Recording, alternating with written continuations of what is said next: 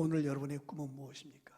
특별히 결실의 계절 가을에 우리가 기독교인으로서 종교개혁의 달인 10월에 여러분의 삶의 어떤 부분이 개혁되고 진보됨으로 하나님 앞에 아름다운 열매를 맺는 그런 가을이 되었으면 좋겠습니까?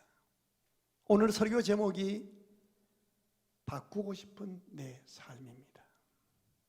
우리가 나름대로 반듯하게 열심히 살아오지만 하나님이 보실 때 그 어느 한 과목만, 어느 한 부분만 바뀌면 훨씬 더 복되고 하나님이 예비하신 은혜와 복을 받고 누리고 나눌 수 있는 그런 큰 그릇으로 될 수 있을 거예요. 10월, 11월, 12월 2022년도 4사분기에 우리 교회 표가 뒤에 있습니다. 더 큰 그릇으로 더 귀하게. 어떤 사람은 몸이 아플 겁니다.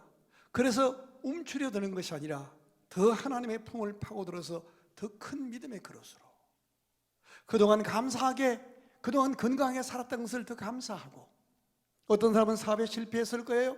그래서 움츠려들고 무너지는 것이 아니라 더 큰 그릇으로 준비하고 더 귀하게 쓰임받는 삶으로 올라서는 기회를 만들어내야 할 것입니다. 사실 내 삶이 변화되는 것, 내 결심과 노력으로는 가능한 일이 아닌 것을 우리는 잘 압니다. 세상에 작심삼일이란 말이 있잖아요. 그러나 우리는 내게 능력 주시는 자 안에서 내가 모든 것을 할 수 있느니라 라고 했던 사도 바울의 고백을 우리의 고백으로 믿고 있습니다. 질문이 생겨요. 사람이 변화될 수 있습니까? 없습니까? 여러분은 어떻게 대답하시겠어요? 제가 해답 드릴까요? 사람은 안 변합니다. 이것을 신학자는 인간의 전적 부패, 인간의 전적 타락 그렇게 말합니다. 다시 물어요. 인간이 변합니까? 방금 제가 안 변한다 그랬죠? 다시 대답할게요. 변합니다. 아니 목사님 1초도 안 되는데 말을 뒤집으세요? 네, 맞아요. 스스로는 변화될 수 없습니다. 그러나 하나님의 능력 안에서는 변화될 수 있습니다. 이것을 신학자는 불가항력적 은혜 이렇게 표현합니다. 우리가 구원받은 것, 우리가 잘 살고 완벽하게 살아서 구원받은 것 아닙니다. 절대로 스스로의 노력으로 구원받을 수 없습니다.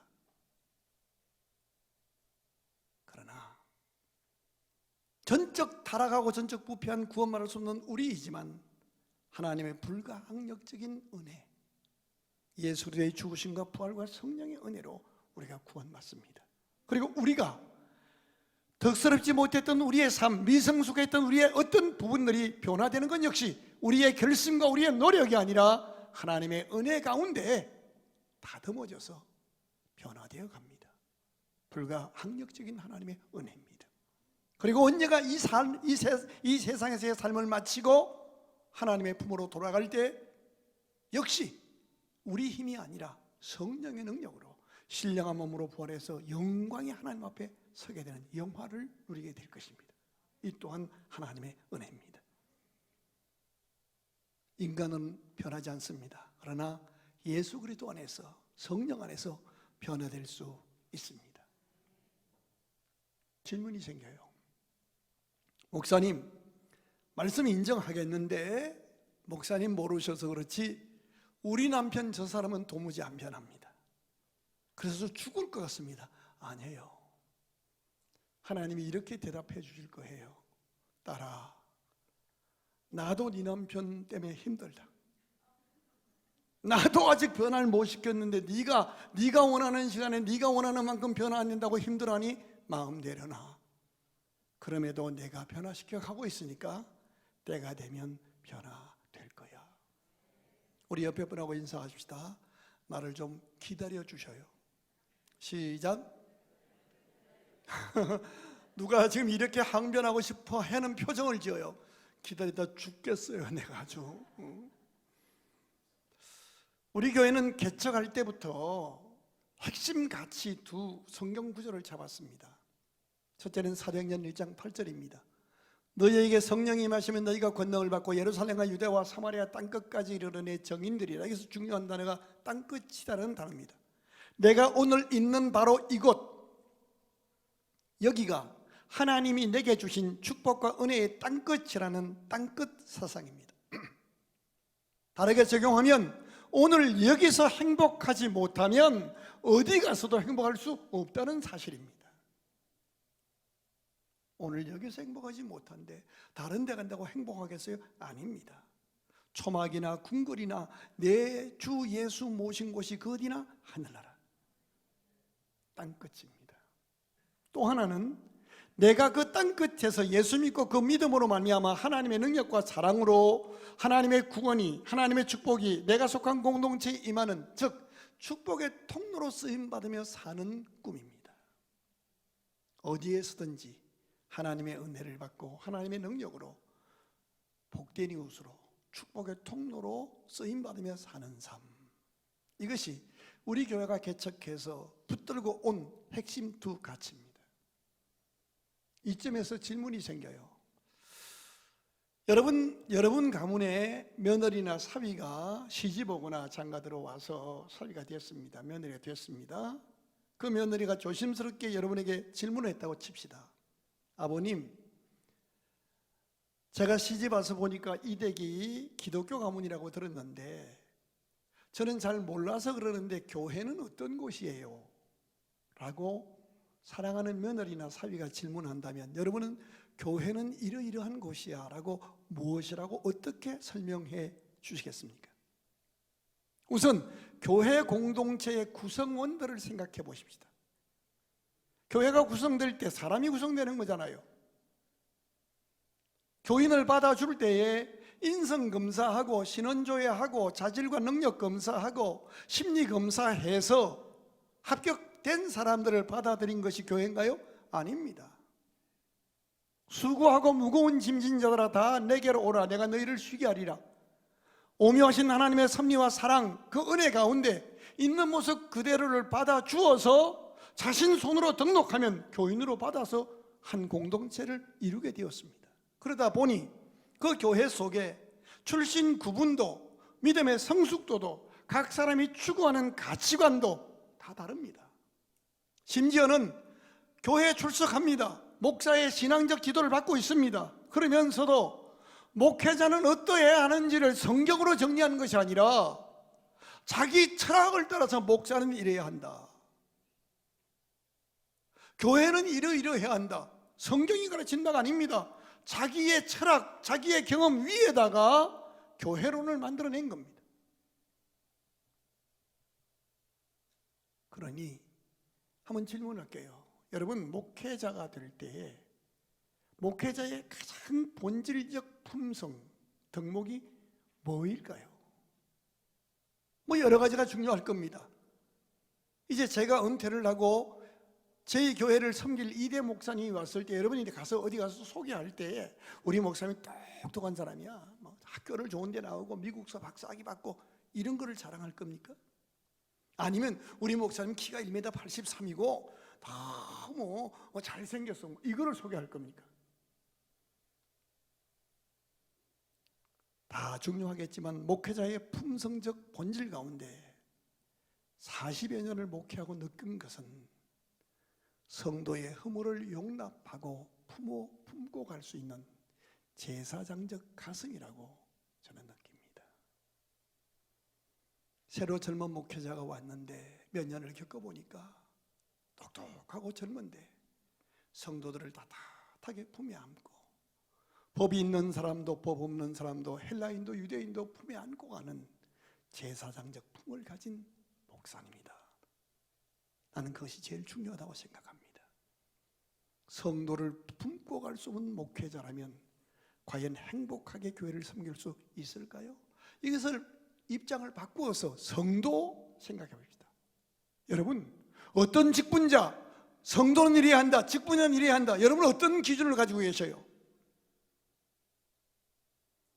성도가 자기에게 말씀을 전해주고 신방하고 자기를 섬기는 교회 사역자들을 대할 때 사역자들의 연약함과 허물과 실수를 말없이 품고 덮고 격려하며 갈 수 있는 성도라면 그는 행복한 성도일 겁니다. 그런데 자기 기준 자기 잣대로 사역자들을 늘 판단하고 공격하는 사람이라면 그가 교회를 섬긴다고 할 수 없을 겁니다. 성도끼리도 마찬가지입니다. 교회 안에서 서로 만난 것이 인성검사하고 면접 거쳐서 코드가 맞고 소위 수준이 맞는 사람들끼리 선택해서 구역을 만들고 자기들끼리 모인 영적 사교 클럽인가요? 아닙니다.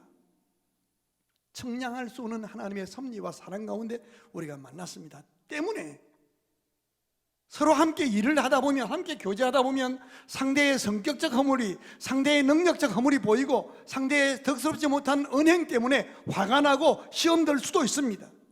그럼에도 불구하고 시간이 흐르고 가서 보니 이해하고 감싸 안고 믿음과 사랑으로 축복하며 동행하는 곳, 이것이 교회입니다. 만약에 여러분이 예배당에 나오셨는데 하나님께서 성전 문 앞에 서 계시다가 우리의 지난 한 주간의 삶을 낱낱이 지적하시면서 조목조목 지적하신다면 예배당에 나올 사람이 누가 있겠습니까? 오늘 본문에 예레미야라고 하는 그 시대 최고의 목회자가 목회하는 교회 교인들을 실상이 드러납니다.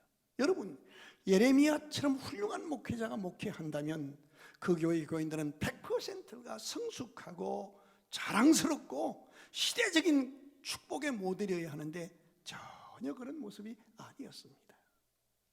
여러분, 우리가 예레미야서를 제가 쭉 강의할 때 들어보신 분들이 계실 거예요. 툭 하면 예레미야 목사님의 설교가 강하다고 목사를 진흙구덩이에 빠뜨리고 때리고 잡아붙들고 별짓을 다 했단 말이에요. 얼마나 기가 막혔으면 하나님께서 지켜보시다가 그 교회 담임 목사인 예레미야 선지자에게 독특한 명령 3가지를 내립니다. 그것이 오늘 본문인데 2절 보십시다. 2절 같이 보실까요? 너는 이 땅에서 아내를 맞이하지만요 자녀를 두지 말지니라. 무슨 뜻이에요? 아니, 하나님께서 사람을 창조하시고 나서 보시기에 심히 좋았더라 말씀하시고 생육하고 번성하고 충만하라고 직접 하와를 데려다가 신부 입장시켜서 주례해 주시고 축복해 준 하나님이 예레미야 선지자에게 가정 이루지 말라는 거예요. 독신으로 목회하라는 거예요. 두 번째 명령 5절 보실까요?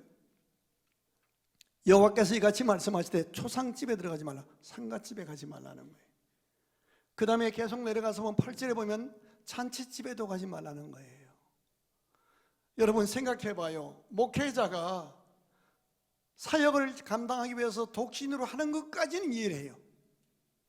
그런데 교인이 초상 났는데도 가지 말고 교인이 잔치하는데도 가지 말라고 하면 여러분 이해가 되십니까? 그런데 하나님이 그렇게 하지 말라는 거예요. 왜 그러는 거예요? 자, 성경을 한번 찾아보십시다. 4절 한번 보십시다. 3절, 4절 시작. 그들은 독한 병으로 죽어도 아무도 슬퍼하지 않을 것이며 묻어주지 않아 지면의 분토와 같을 것이며 칼과 기근에 망하고 그 시체는 공중의 새와 땅의 짐승의 밥이 돼. 무슨 말인지 아세요? 가정을 꾸려서 자식을 낳아도 그 자식들이 이렇게 망할 거라는 거예요. 그러니까 오히려 자식들이 애물단지가 될 것이니 너는 그냥 가정을 이루지 말라는 거예요. 그 시대가. 또 하나, 상가댁에 가지 말라고 하는 이유가 있어요. 그것도 마찬가지예요. 계속 읽어보면 이런 내용입니다. 너 상가댁에 가면 그 상가댁에 조문하러 갔는데 그 상가에 문상 온 그 사람도 한꺼번에 죽을 거야. 그 다음에 잔치집에 가지마. 잔치집에도 다 죽을 거야. 무슨 얘기인가 하면 하나님이 보실 때 가정 사회가 다 썩어서 결혼식도 상가집도 다 부패해서 하나님이 복 주실 수 없는 그런 실상이 되었다는 거예요. 세상이 아니라 믿는 교우 믿는 사람들의 모습이. 그래서 너무 혹독하잖아요. 성도들이 예레미야 선지자에게 묻는 거예요. 어떻게 이럴 수 있냐? 10절 한번 읽어봐요. 같이 읽겠습니다. 10절 시작. 네가 이 모든 말을 백성에게 말할 때에 그들이 내게 묻기를 여호와께서 우리에게 이 모든 큰 재앙을 선포하시면 어찌 됨이며 우리의 죄악은 무엇이며 우리가 우리 하나님 여호와께 범한 죄는 무엇이냐? 무슨 말인가 하면 아니, 하나님은 사랑의 하나님인데 우리가 뭘 얼마나 잘못했다고 하나님 앞에 우리가 사회생활하면서 무슨 죄를 지었고 예배당에 와서 하나님 앞에서 내가 무슨 악을 범했길래 하나님이 이렇게 가정도 못 이루게 하고 초상집에도 상가집에도 가지 말고 완벽하게 하나님이 망가뜨리게 했다고 말씀하셔요? 라고 반문하거든. 너는 이렇게 대답해 주라 라고 그들에게 그런 큰 재앙이 임하는 원인을 설명하는 거예요. 11절 12절 읽어봐요. 시작. 너는 그들에게 대답하기를 여호와께서 말씀하시되 너의 조상들이 나를 버리고 다른 신들을 따라서 그들을 섬기며 그들에게 절하고 나를 버려 내 율법을 지키지 아니하였습니다. 여기 보니까 안 믿는 사람이 아니에요. 선조들이 아버지, 어머니, 할머니, 할아버지가 한때 예수 잘 믿었어요. 직분 잘 감당했어요. 근데 무슨 일에 시험 들어서 다 내려놓고 교회를 떠나서 다른 신을 섬기고 있더라는 거예요. 이 부모의 배교가 자식들에게 어떤 거 나타나는 걸 설명하는 거예요. 그런데 12절은 더 충격적인 얘기를 해요. 너희가 너희 조상들보다 더욱 악을 행했다는 거예요. 아버지, 어머니가 교회 시험 들어서 신앙을 버리고 우상을 섬기는 것도 하나님이 안 기뻐하는 일인데 그것보다 더 악이 있는데 너는 너희가 너희 조상들보다 더욱 악했다. 뭐냐? 보라, 너희가 각기 악한 마음의 완악함을 따라 행하고 나에게 순종하지 않았다. 무슨 뜻이에요? 아예 배교함보다 더 악한 게 교회를 나오긴 나와요. 내 신앙생활을 자기 마음 내키는 대로 하는 거예요. 내 마음이 동하지 않으면 아무것도 안 해. 내 기분 내키는 대로 해. 성가대 하다가 좀 마음 기분 안 들어, 안 해. 어느 날 또 하고 싶어, 또 와. 주차 안내하다가 어느 날 기분 안 내켜, 안 해. 박치기 하든 말든 알아서 해. 어느 날 또 마음에 좀 동해, 다시 와서 해. 이게 배교보다 더 나쁘다는 거예요. 마음의 완악함을 따라 순종하지 않았다는 거예요. 이런 모습들을 그 자녀들이나 후손들이 가만히 지켜보다가 뭐라고 고백하는가? 19절 읽어보십시오. 19절 시작. 여호와 나의 힘, 나의 요새, 환난 날의 피난처시요 민족들이 땅끝에서 죽게 이르러 말하기를 우리 조상들의 계승한 바는 허망하고 거짓되고 무익한 것뿐이라. 저를 주목하세요. 무슨 말인가 하면 아버지, 어머니가 입만 열면 하나님은 나의 힘이다, 나의 요새시다, 나의 피난처다라고 말을 했는데 실제로 삶의 현장에서 인간관계 속에서 어려운 일이 딱 닥치니까 말만 그렇게 했지 물려준 것은 허망하고 거짓되고 무익한 것뿐이더라는 거예요. 그리고 20절 읽어봐요. 20절 사람이 어찌 신 아닌 것을 자기의 신으로 삼겠나이까 하리이다. 하나님, 하나님, 주여, 주여 다 했는데 이게 길 가다가 이렇게 물에 이렇게 미끄러지기만 해도 그 다 종교가 나오죠, 그죠? 이렇게 미끄러지면 주여 이러는 사람하고 아미타불 이런 사람하고 다 다르잖아요, 그죠? 입만 열면 신을 외쳤는데 삶의 실상을 보면 그 하나님을 의지한 것이 아니라 신이 아닌 것들을 의지했다는 거예요. 쉽게 설명할까요? 교회에 나와서는 하나님인데 집에 가면 돈이 하나님이에요. 교회에 나와서는 주님인데 집에 가면 소주가 주님이셔요. 내 인생을 위로하고 나를 힘있게 만드는 게 술이었어요. 그렇게도 열심히 그것만 이루면 행복할 것처럼 열심히 사시더니 아버지, 어머니가 나에게 보여준 것은 허망한 것, 거짓된 것, 아무짝으로 쓸모없는 그것을 그토록 밤낮없이 몸부림치고 따라가더니 나한테 우리 후손들에게 남겨준 것은 다 별 볼 일 없는 허무한 것밖에 아님을, 아버지, 어머니가 믿었던 신앙은 가짜였음을 우리에게 물려줬다는 거예요. 지난 인생길 동안 무엇을 위하여 그렇게 열심히 달려오셨습니까? 그리고 그렇게 달려온 우리를 보면서 우리 자녀들은 무엇이라고 고백할까요? 어쩌면 오늘 본문처럼 아버지, 어머니가 믿었던 그 하나님, 아버지, 어머니의 신앙은 거짓되고 허망하고 참된 하나님을 믿는 것이 아니었습니다. 나는 그래서 아버지 어머니가 믿는 하나님을 믿지 않을 겁니다 라고 말하지 않을까 두렵습니다. 그러나 오늘 본문이 여기서 끝나지 않고 15절이 있어서 희망이 됩니다. 15절 시작. 이스라엘 자손을 북방 땅과 그 쫓겨났던 모든 나라에서 인도하여 내신 여호와께서 살아계심을 두고 맹세하리라. 내가 그들을 그들의 조상들에게 준 그들의 땅으로 인도하여 드리리라. 북방 땅으로. 하나님이 도저히 그냥 두고 볼 수 없어서 북방 땅으로 70년 동안 포로로 끌려가게 했다가라도 한 손으로 70년 매를 때리면서도 포기하지 않으시고 때가 되었을 때 그들을 다시 인도해 내셔서 그들이 있어야 할 축복의 땅으로 회복시켜 주시는 살아계신 하나님으로 우리에게 대해 주시겠다는 겁니다. 따라가십시다. 하나님은 살아계십니다. 그 하나님이 내 자식들에게도 인정받지 못하는 허망하고 거짓된 신앙생활하던 나를 포기하지 않으시고 다시 회복시켜 주시는 그날이 오게 해 주시겠다는 약속입니다. 여기서 우리가 보아야 할 또 한 단어가 있습니다. 21절을 같이 보십시다. 여호와께서 이르시되 보라, 이번에, 여기 줄쳐놓으십시오. 오늘 설교 제목이거든요. 이번에는 그들에게 내 손과 내 능력을 알려서 그들로 내 이름이 여호와인 줄을 알게 하리라. 그동안은 부모님의 신앙생활을 보니까 입술로는 여호와는 나의 힘, 나의 보장, 나의 피난처라고 말을 했지만 정작 삶의 현장에서 문제를 만나니까 돈이 하나님이고 인간의 빽이 하나님이고 자기 자존심이 하나님이고 그렇게 살아서 물려받고 싶지 않은 잘못된 믿음이었는데 이번에 만난 그 사건, 그 일을 통해서 하나님이 하나님의 손길로 구원하시고 능력을 베푸시는 것을 보게 해 주시겠다는 하나님의 약속입니다. 중요한 단어가 있습니다. 2절에서는 너는 이 땅에서, 그 다음에 3절에서는 이곳에서, 6절에서는 이 땅에서, 9절에서는 이곳에서, 그리고 21절에서 이번에는입니다. 여기 이 땅에서 이 말은요, 은혜와 축복을 받았지만, 직분을 받았지만, 복을 받고도 직분을 받고도 그 복을 누리지도 못하고 불신앙과 교만과 부도덕으로 불순종으로 하나님 앞에 배임받고 실패해서 후손들에게까지 비난받는 그런 삶이 되었다는 뜻입니다.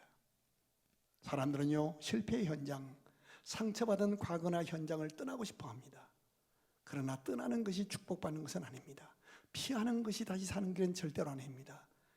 바로 그 현장에서 하나님께로 돌아오면 이번에는 하나님의 손길로 능력으로 도와주셔서 원래 예비하신 복을 받아 누리게 해주시겠다는 하나님의 약속입니다. 이 아침 여기서 여러분이 어떤 모퉁이를 지나서 이 교회까지 오셨던지, 여러분이 어떤 과정과 단계를 거쳐서 광주 땅에 연결되셨던지, 이 땅 여기가 여러분이 하나님의 약속 붙잡고 일어나는 회복의 장소요. 이번에는 하나님의 도우심, 하나님의 축복을 경험해서 하나님께 영광 돌리는 회복의 기회가 되기를 주의 이름으로 축원합니다. 그래서 우리 자녀들이 우리를 보면서 아버지 어머니, 내가 이만큼 사는 것이 아버지의 기도 열매입니다. 내가 가장 아버지 어머니에게서 물려받고 싶은 것은 통장이 아니라 아버지 어머니가 믿고 따르고 읽으셨던 성경책입니다 라고 고백받을 수 있는 믿음을 계승해서 대대로 하나님을 영화롭게 하는 신앙의 명문가를 이루는 우리 모두가 되시기를 주의 이름으로 축원합니다. 기도하십시다. 하나님, 이번에 바로 여기서 나를 구원하시고 나를 회복시키시고 내게 길을 열어주시고 나를 하나님과 민족을 위해서 귀하게 쓰임받을 수 있는 축복의 통로로 살아가는 새 삶을 열어주시는 하나님의 능력, 하나님의 구원, 하나님의 인도하심을 체험하게 하옵소서. 다시는 뒤로 밀려가지 않게 하시고 여기서 행복자로 하나님의 기쁨이 되게 하여 주옵소서. 주 예수 그리스도 이름으로 간절히 기도드리옵나이다. 아멘.